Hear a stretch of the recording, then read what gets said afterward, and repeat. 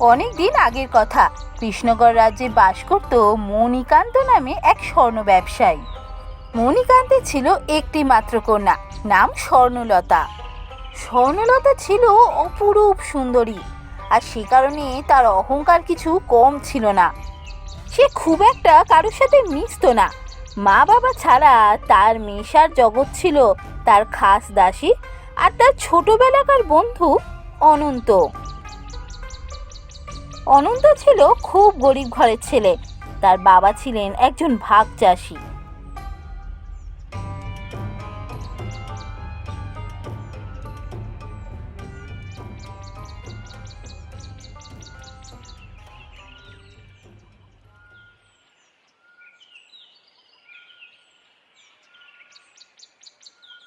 কি রে স্বর্ণ, হঠাৎ আমাকে ডেকে পাঠালি যে?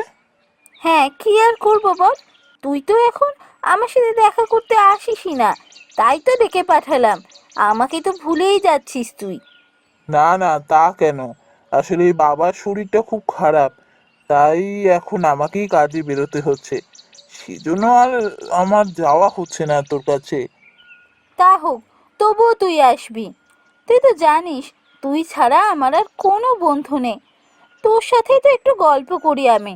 তুই না এলে আমার মন খারাপ করে না, বল তো? আচ্ছা ঠিক আছে, চল আমরা একটু নদীর পাড় থেকে ঘুরে আসি।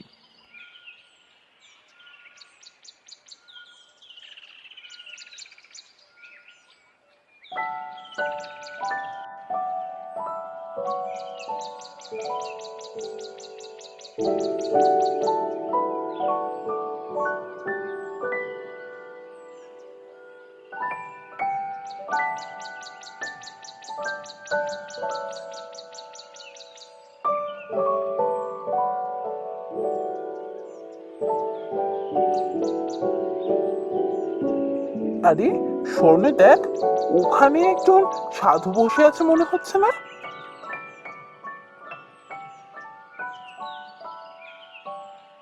আরে হ্যাঁ, তাই তো, একজন সাধু বাবাই তো। কিন্তু এনাকে তো আগে এখানে কখনো দেখিনি। কি জানি, আমিও তো দেখেছি বলে মনে পড়ছে না। চ, আমরা বরং অন্য কোথাও যাই। এখানে উনি বসে আছেন, ওনাকে শুধু শুধু বিরক্ত করতে হবে না। না না, চ না একবার যাই। শুনেছি সাধু বাবারা নাকি অনেক কিছু বলতে পারে। গিয়ে কিছু জিজ্ঞেস করব। চ চ, একবার গিয়ে দেখি। জিজ্ঞাসা করবি? কি জিজ্ঞাসা করবি রে? আমি জিজ্ঞাসা করব আমার সাথে কার বিয়ে হবে। সে কি রে, এইসব কথা জিজ্ঞেস করবি? সাধু বাবা যদি রেগে যান? রাগলে দেখা যাবে এখন। চল তো গিয়ে আগে দেখি কি বলেন সাধু বাবা।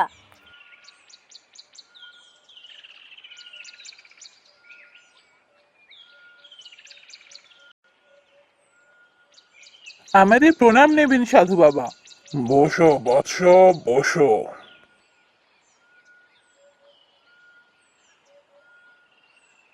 সাধু বাবা, আমার বন্ধু স্বর্ণলতা আপনার কাছে কিছু জানতে চায়। জানতে চাও? কি জানতে চাও বলো। সাধু বাবা, আমি জানতে চাই ভবিষ্যতে আমার সাথে কার বিয়ে হবে। এই তো তোমার পাশেই যে বসে আছে, তার সাথেই হবে তোমার বিয়ে। কি কি বললেন সাধু বাবা? তোমার বাল্য বন্ধুর সাথেই হবে তোমার বিয়ে, এটাই সত্যি। মিথ্যে, এ কখনো হতে পারে না। এটা একটা ভণ্ড সাধু। আমি বুঝেছি, আমি সব বুঝতে পেরেছি। তুই তুই এইভাবে কাউকে সাজিয়ে এখানে সাধু করে বসিয়ে রেখেছিস, তাই না? কি সব বলছিস আবোল তাবোল? আমি তো এনাকে চিনিও না, আর তুই তো আসবি বলি, আমি কি তোকে এনেছি? তুই আমায় খুব ভালোভাবে চিনিস। তুই জানতিস সাধু বাবাকে দেখতে পেলে আমি এই কথাই জিজ্ঞেস করব। তাই তুই সাধু বাবা সাজিয়ে কাউকে রেখে দিয়েছিলি। তোর তো খুব লোভ। তুই আমাকে বিয়ে করে বাবার সব সম্পত্তি পেতে চাস। ছোটবেলা থেকে তোকে আমি ভালো ভেবে তোর সাথে বন্ধুত্ব করে এসেছি। শোন স্বর্ণলতা, তুই কিন্তু মন গড়া কথা বলছিস। আমি এসব কিছুই করিনি। তুই বেরিয়ে যা, আমার চোখের সামনে থেকে দূর হয়ে যা। এই গ্রামে তোকে যেন আর কখনো না দেখতে পাই। সাধু বাবা, আপনি এসব কথা কেন বললেন? আমি কোথায় আর ও কোথায়? এটা কি কখনো সম্ভব? খামোকা ও আমার উপর রেগে গেল। এটাই সত্যি, এটাই ভবিতব্য, এটাই হবে। তুমি এ গ্রাম ছেড়ে চলে যাও, এটাই তোমার জন্য ভালো।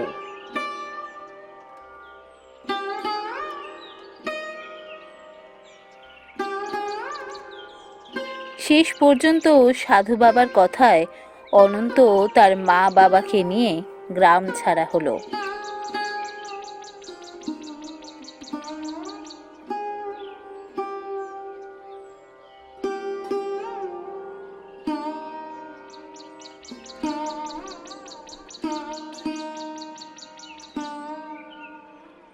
হ্যাঁ রে অনন্ত, এভাবে যে গ্রাম ছেড়ে চলে এলি, কোথায় যাবি কিছু ঠিক করেছিস?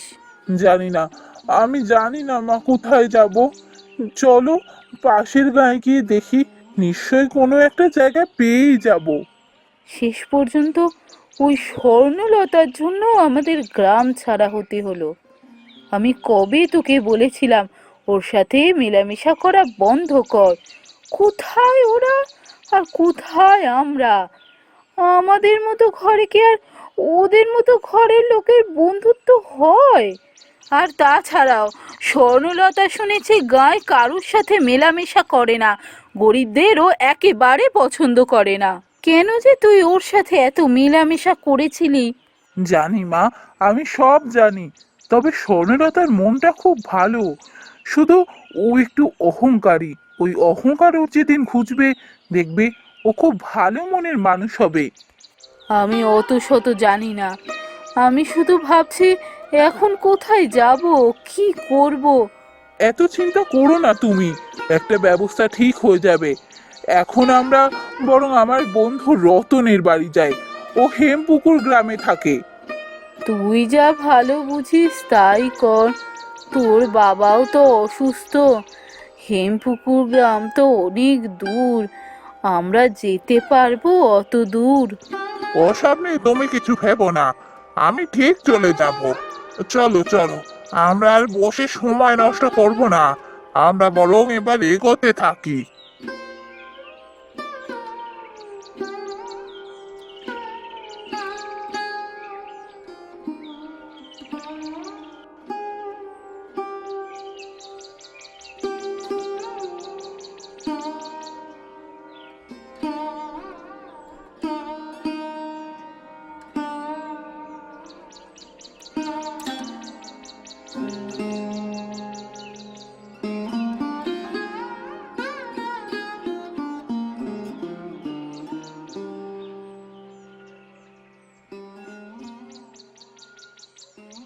আরে, এই পাখিটা কোথা থেকে এলো? কি সুন্দর দেখতে পাখিটাকে! হ্যাঁ সত্যি, পাখিটা কি সুন্দর, একদম অন্যরকম তাই না? পাখিটার মনে হয় খিদে পেয়েছে জানিস, তাই তোর কাছে এসেছে। কিন্তু আমাদের কাছে তো এখন কিছুই নেই। কি খাওয়ানো যায় বলতো পাখিটাকে? এখন আর কি খাওয়াবো বলো? চলো আমরা বরং একটু এগোই, পাখিটাকে সাথে করে নিয়ে যাই, সামনে কোনো দোকান পেলে কিছু কিনে ওকে খাওয়াবো। আরে ওই তো, ওই তো রাজার পাখি, এই তো আমাদের নতুন মহারাজকে খুঁজে বার করেছে পাখি। জয় মহারাজের জয়। মহারাজ? কোথায়, কোথায় মহারাজ? এই তো, আপনি তো আমাদের মহারাজ। আপনাদের কিছু ভুল হচ্ছে, আমি মহারাজ নই, আমি সাধারণ একটা মানুষ আপনাদের মতোই। তা হতে পারে, কিন্তু এখন থেকে আপনিই আমাদের রাজা, কারণ রাজার পাখি রাজ্যের রাজা হিসাবে আপনাকে বেছে নিয়েছে। দেখুন, আপনারা কি বলছেন আমি কিচ্ছু বুঝতে পারছি না, এইসব কি হচ্ছে? স্বাভাবিক ব্যাপার, আসলে আপনি কিছু তো জানেন না, তাই কিছু বুঝতে পারছেন না। শুনুন তবে, আমাদের রাজ্যের নিয়ম হচ্ছে, যদি কোনো রাজা ছেলে মেয়ে না থাকে আর সেই অবস্থায় মারা যায়, তাহলে এই পাখি আমাদের রাজ্যের জন্য রাজা বেছে দেয়। যার কাঁধে গিয়ে বসে সেই হয় আমাদের রাজ্যের রাজা। পাখি আপনাকে রাজা হিসাবে বেছে নিয়েছে, আপনি তাই এখন থেকে এ রাজ্যের রাজা, আমাদের সবার মহারাজ। কিন্তু আমি রাজা, আমি এসবের কিছু বুঝি না, আমি এত বড় দায়িত্ব নিতে পারবো না। আপনি এত চিন্তা করবেন না, আপনাকে যখন পাখি বেছে নিয়েছে আপনি ঠিক পারবেন। আমরা সবাই আপনাকে সাহায্য করব। চলুন, আপনি আজ থেকে আমাদের মহারাজ, রাজবাড়িতে চলুন। এরপর রাজ্যের মন্ত্রীর সাহায্য নিয়ে অনন্ত রাজ্য শাসন করতে লাগলো। দিন কেটে যেতে লাগলো আর অনন্ত ন্যায়ের সাথে রাজ্য শাসন করতে লাগলো।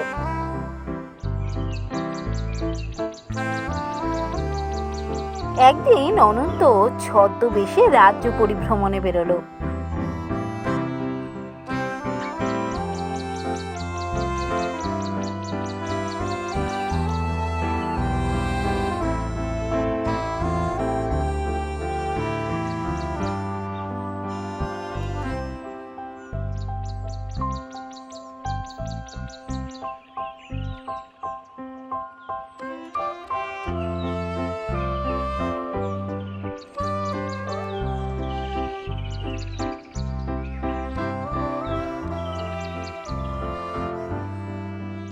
কে আপনি? এখানে কোথা থেকে এলেন? শুনছেন?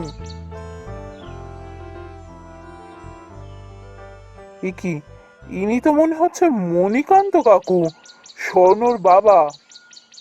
হ্যাঁ, আমি ঠিকই ধরেছি, ইনি স্বর্ণর বাবা মণিকান্ত কাকু। কিন্তু এখানে এভাবে পড়ে আছেন কেন? কি হয়েছে ওনার? দেখে মনে হচ্ছে অজ্ঞান হয়ে গেছেন। না না, ওনার সেবা শুশ্রূষার দরকার। কিন্তু আমি নিজের পরিচয় দেবো না। আমি ছদ্মবেশেই ওনাকে সেবা শুশ্রূষা করে সুস্থ করে তুলবো। কাছের কোনো কুটিরে নিয়ে যাই ওনাকে।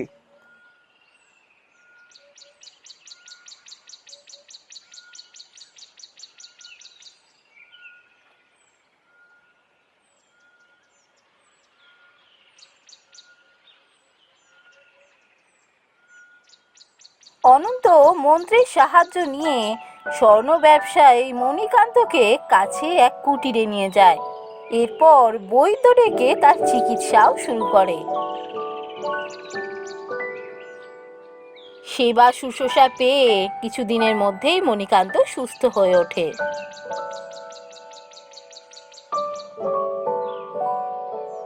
কেমন আছেন আপনি?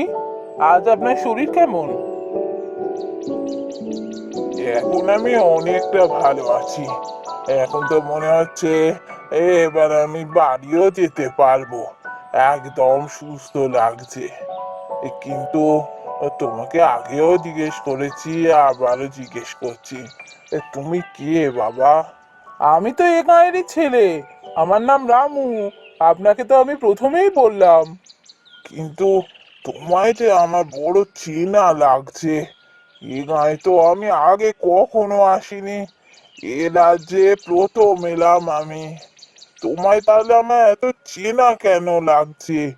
এরকম নাকি অনেক ক্ষেত্রে হয় শুনেছি। অনেক জ্ঞানী লোকেরা বলেন যে এরকম নাকি একই দেখতে অনেকে থাকে। সেই জন্যই মনে হয় আপনার চেনা চেনা লাগছে। ও, তাই বুঝি? তা হবে হয়তো। তা বাবা রামু, আমি একটা কথা বলতে চাই তোমায়। তোমাকে আমার খুব ভালো লেগেছে। তুমি সৎ মনের ছেলে, করিতকর্মাও বটে। আমি তোমার মধ্যে একটা ছেলেকে এতদিন ধরে খুঁজছি। কি ব্যাপার বলুন তো? আপনি কি আমায় কোনো কাজের দায়িত্ব দিতে চান? তা বলতে পারেন, আমি যতটা পারবো অবশ্যই করব। হ্যাঁ, দায়িত্বই বটে। তোমার একটা দায়িত্বই দিতে চাই। তোমার সাথে আমি আমার মেয়ের বিয়ে দিতে চাই। তুমি আমার জামাই হলে আমি আমার ব্যবসার দায়িত্ব তোমার ঘাড়ে চাপিয়ে দিয়ে নিশ্চিন্তে বিশ্রাম নিতে পারবো। তোমার মতো সৎ ছেলে হাতে আমার ব্যবসা গেলে আমার কোনো ভয় থাকবে না। মহারাজ, আমার প্রণাম নেবেন। আপনার কথা মতো সমস্ত ব্যবস্থা করে এসেছি। কি? কি? মহারাজ? এখানে মহারাজ কোথায়? আর আপনি বা কে? আমি এ রাজ্যের মন্ত্রী। আপনার সামনে যিনি দাঁড়িয়ে আছেন তিনিই তো এই রাজ্যের মহারাজ। মানে কি হচ্ছে সব? আমি তো কিছুই বুঝতে পারছি না। আপনার আমাকে চেনা চেনা মনে হলেও সঠিক চিনতে পারেননি আপনি আমায়। কাকু, আমি অনন্ত, স্বর্ণলতা ছোটবেলার বন্ধু। স্বর্ণলতা একদিন অপমান করে আমায় গ্রাম থেকে তাড়িয়ে দিয়েছিল। তখন আমি আমার মা বাবাকে নিয়ে গ্রাম ছেড়ে বেরিয়ে পড়ি। কোথায় যাব কিছুই জানতাম না। হঠাৎই এক অদ্ভুত পাখি আমার কাছে আসে এবং তারপরেই জানতে পারি পাখি আমাকে রাজা হিসাবে বেছে নিয়েছে। তখন থেকেই আমি এই রাজ্যের রাজা। এর কিছুদিনের মধ্যেই অনন্ত আর স্বর্ণলতার বিয়ে হয়ে যায়। বিয়ের পর অনন্ত স্বর্ণলতাকে সেই সাধু বাবার কথা মনে করিয়ে দেয়। স্বর্ণ, তোমার মনে আছে সাধু বাবা কি বলেছিলেন? আজ সাধু বাবার কথাই সত্যি হলো। সত্যি, সেদিন সাধু বাবার কথা শুনে খুব রাগ হয়েছিল। ভেবেছিলাম মিথ্যে বলছেন হয়তো, কিন্তু এইভাবে যে ভাগ্য বদলে যাবে আর শেষ পর্যন্ত ওনার কথাই যে সত্যি হবে তা কখনো বুঝিনি। তবে যাই হোক, সেদিন তোমায় তাড়িয়ে দিয়ে একদিক থেকে ভালোই হয়েছিল। এখন তুমি এই রাজ্যের রাজা। তা বলতে পারো।